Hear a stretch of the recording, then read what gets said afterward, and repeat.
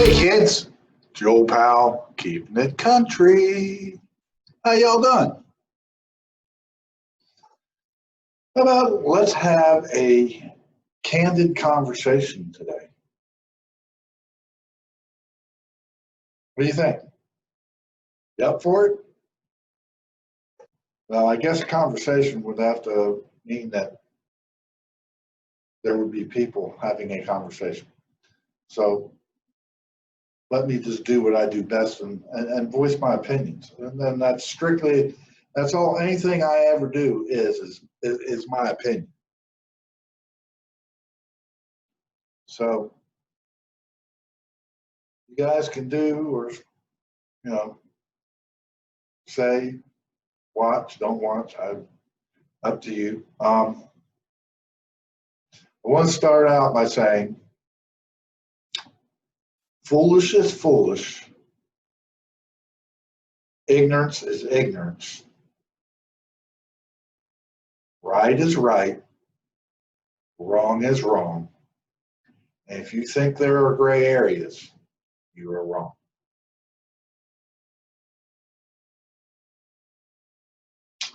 Plain and simple as I can put it.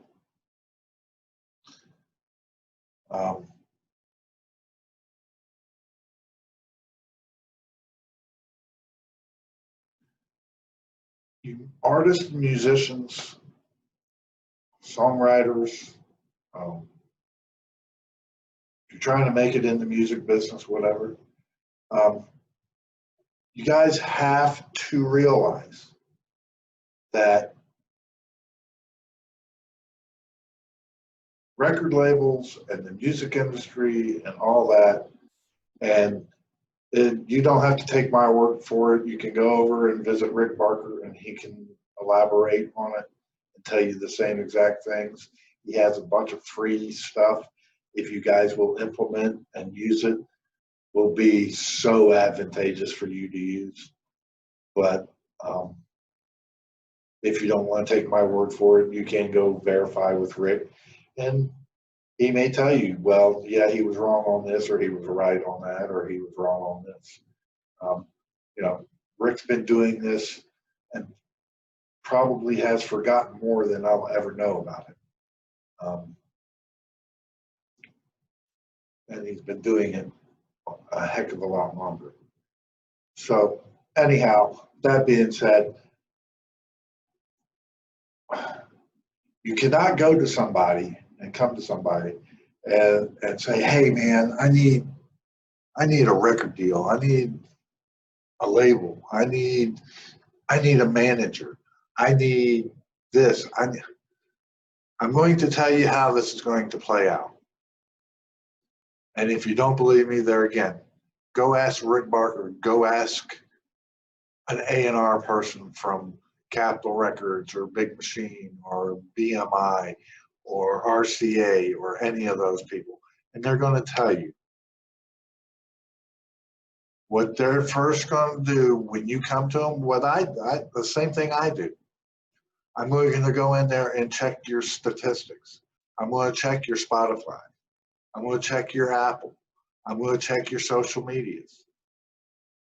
You come to me, oh man, I've got 100,000 followers, but you don't have one song on Spotify, Apple Music, Google Music, whatever. They're going to go in there and do the same thing. And they're going to look and they go, nah, you're not for us. You may have 150,000 followers, but that doesn't mean anything. You cannot show where you can put out music consistently and make money. That's what they're looking for. They're looking for a business investment, which would be you, by the way, in case you were wondering. You would be their business investment because you are a business. Your name is a business. It is. That's your brand. With part of that being said, that's why you have to be very careful when I don't do it because I'm an independent person and I'm pretty much just a vlogger and a blogger. But you as artists and songwriters and all that, you have to be very selective on things that you say and how you react to circumstances. I'm a little more at liberty to express my views and opinions, and that's not why we're here. So I'm not going to do any of that today because I'm hot under the collar about it all. And I don't want to get on a tangent or a tirade. But you need to definitely pay attention and choose your words carefully when speaking so that you're not offending anyone. Perfect example, I had somebody sending me music and wanted me to listen to their music. Well, actually, I've had a couple of them. And this particular artist was from the UK, and right in the very first verse in there, and great song, don't take me wrong, but it says something, something, something about a white woman.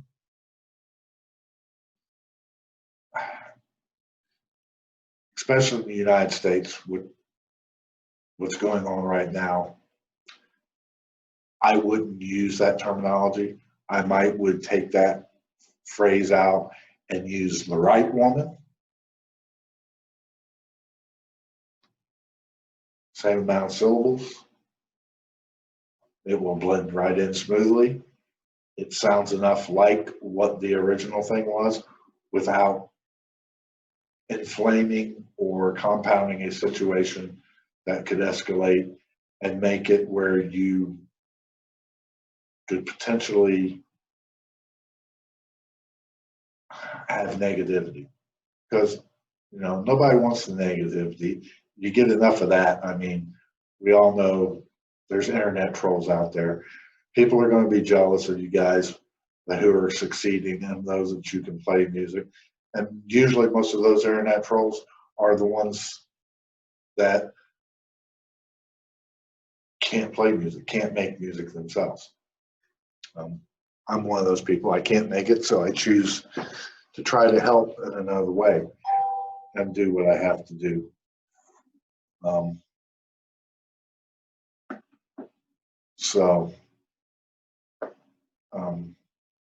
And I've been doing this for, you know, going on 6 or 7 years now, and it is what it is, and I'll continue on until it's time for me to move on, which may not be too much longer. I mean, you know, I did turn 60 this year, so it is what it is. But I will continue still to try to help people out as much as I possibly can, and when I can. I don't have deep pockets. I don't have sponsors or nothing like that, but I have common sense, and I have what some might say a pretty good ear, and that's where we're going to go with that. Anyhow, back to you guys. Yeah, you have to show, and honestly, just from what I'm seeing, and a few of the artists and people that I've talked to, they've made more money with the current situation with the COVID-19 than they had been making while they were actually out playing the bars and the venues and the other stuff and the little honky tonks and the little dive bars and stuff.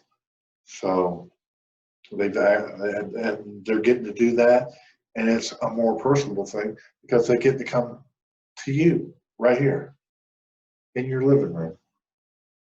How cool is that? Gives it a little bit more of a personal feel. Gives them and you a bit more of a connection feel. Like they're getting up really, really close. Like they're almost right there in your living room.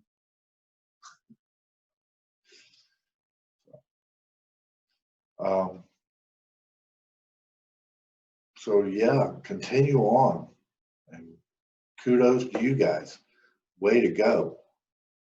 Rock on, country out, kick up your heels,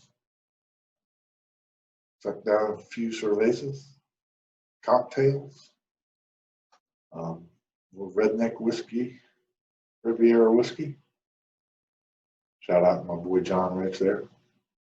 Peace, love, and happiness. Shout out to my boy Big Kenny.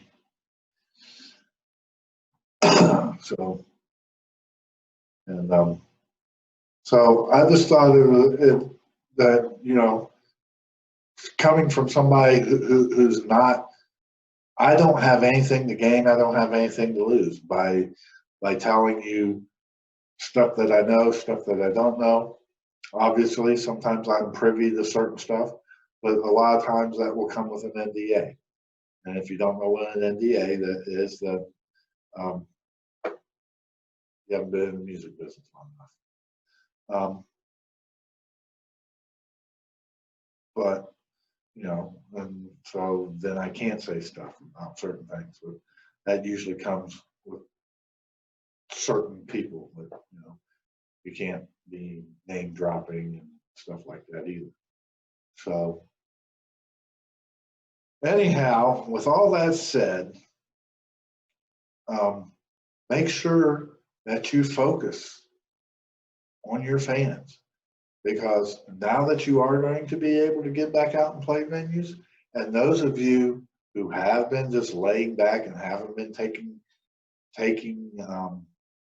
on the Instagram lives and the Facebook lives, you know, and then the funniest thing it is all of a sudden now you find that the Katy Perrys and the Luke Bryant are trying to, you know, trying to jump on this bandwagon because they're figuring it out, but they're stumbling. They have no clue what they're doing.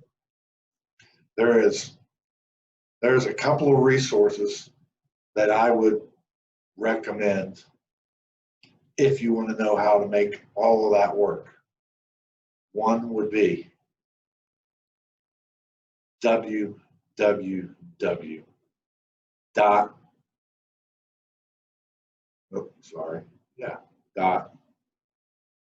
rickbarker.com,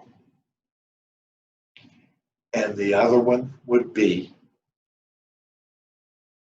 Dawn, DAWN, Beyer, BEYER.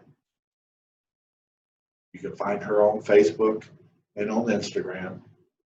I think she's on Twitter as well.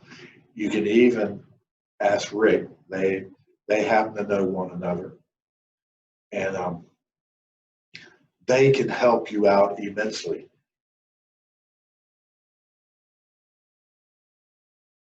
You've heard the adage of from going from the outhouse to the penthouse.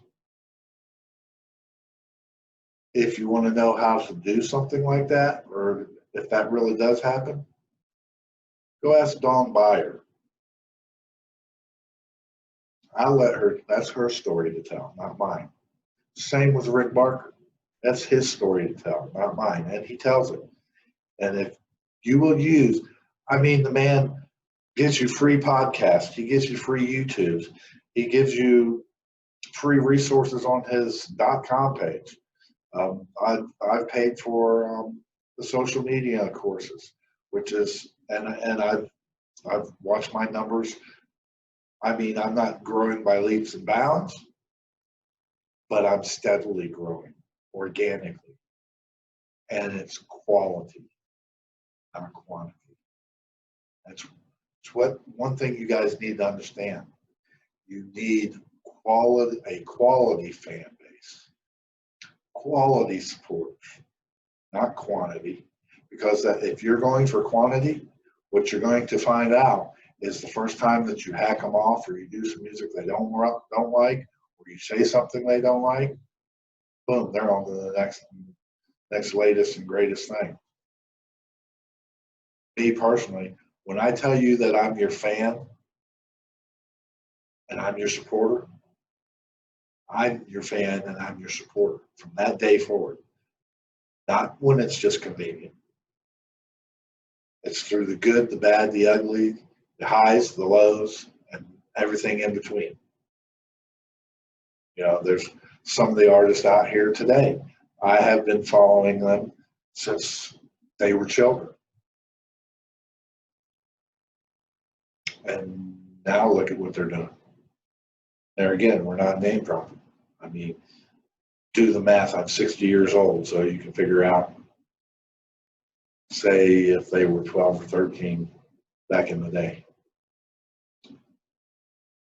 So, and then there's a few today that I have been following them for 5, 6, 7 years. I'm here in the state of Florida. I watched them start out and grow. And one of the most renowned, and only because she's Florida, is the only reason I'm going to use her name, would be Cassidy Pope. She used to play the bars in Tampa and was a rock and roll chick. I remember watching her play. And she could throw down with the best of them. And now look at her.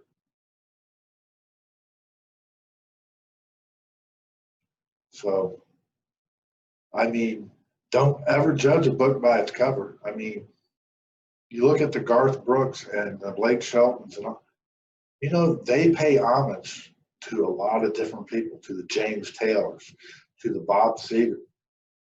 Just because they're in country doesn't mean that they don't have heroes that they looked up to when they were growing up. Because everybody knows Blake had a mullet.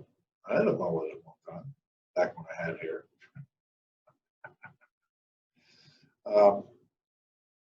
But there again, the times, you know, they are changing. And it's kind of with the genre things nowadays. You know, I'm watching a lot of artists. They're floating in and out of different genres, sometimes on a day-to-day basis. One day they're doing country, one day they're doing pop, one day they're doing rock and roll, the next day they're doing a ballad or a love song, or, I mean, you know, but they're flowing through it like easy, like most of us breathe. Whereas back when the Shania Twains and the Rebas and all that, it was almost taboo to cross over from country to pop. And then Shania just pretty much kicked that door down.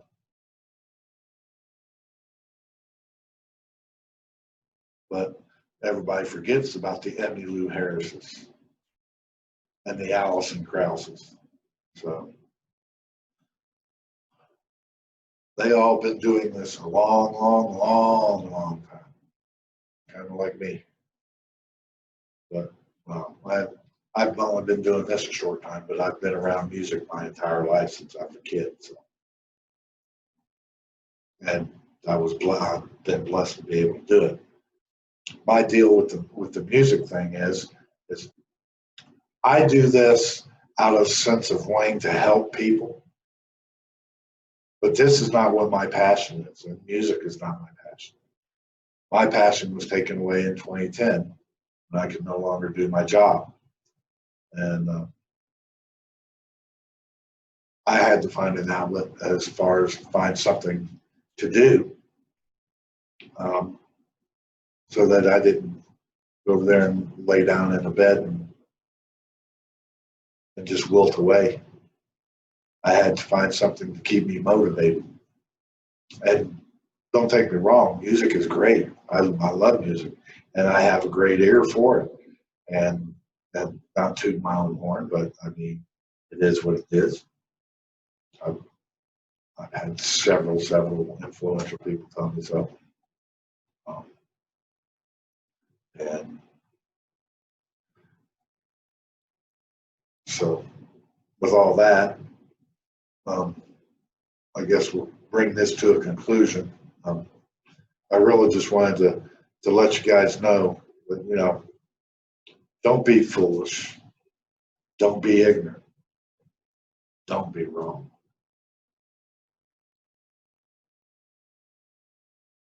And there again, as I always do,